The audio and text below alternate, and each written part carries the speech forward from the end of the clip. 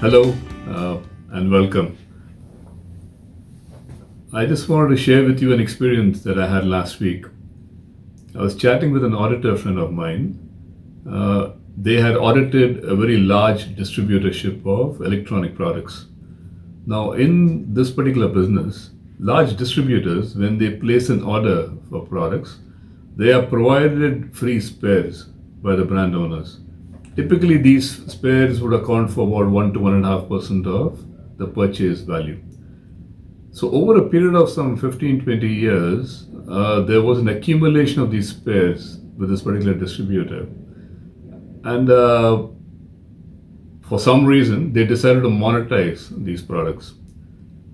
So, in the audit, when this got picked, the auditor did query, and the explanation given to him was that we wanted visibility in the consumption of these spares, and therefore we monetized them. So, he made an audit note, which then featured in the audited financials organization and set it aside. He then asked me as to what can be the implication of this. Now, what straight away happens when you monetize the zero value stocks is that your asset side of your balance sheet increases by a proportionate amount. Consequently, your equity also grows by that particular amount. But then it doesn't end over there.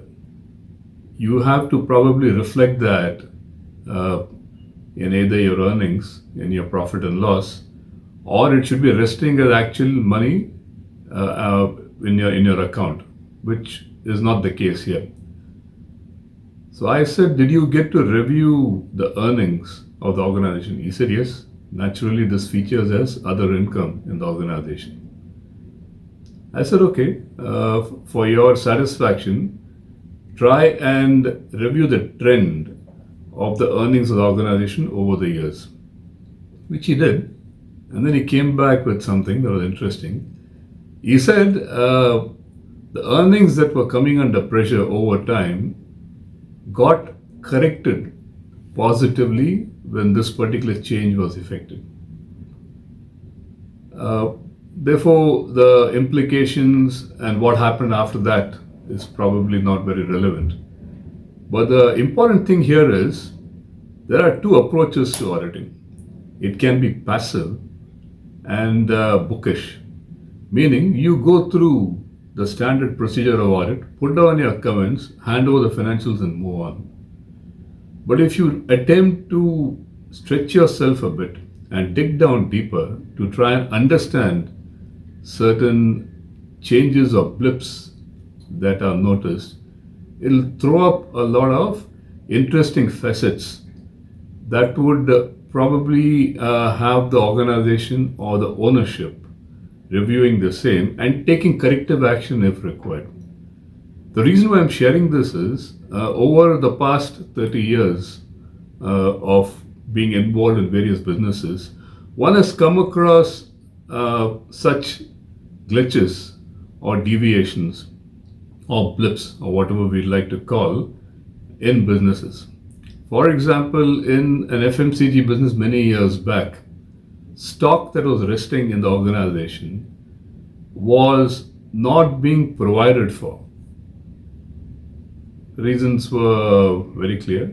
That was because the organization was under earning pressure, and therefore it probably waited for a better period where it could probably provide for these particular stocks. And these stocks had date expired also. I can share more such examples, but the point I'm trying to make is in trading particularly, the core asset is the working capital, and within working capital, it is stocks that are resting.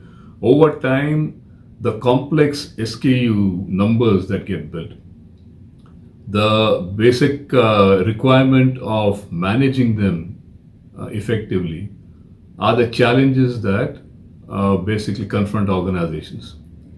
In addition, being very prudent, being very focused in analyzing the stocks is extremely critical to ensure that potential risks do not try and compound over time. They get addressed in good time and the business gets managed effectively. I leave it here. Uh, I will come back and share many such experiences of mine as we move along. Thank you very much.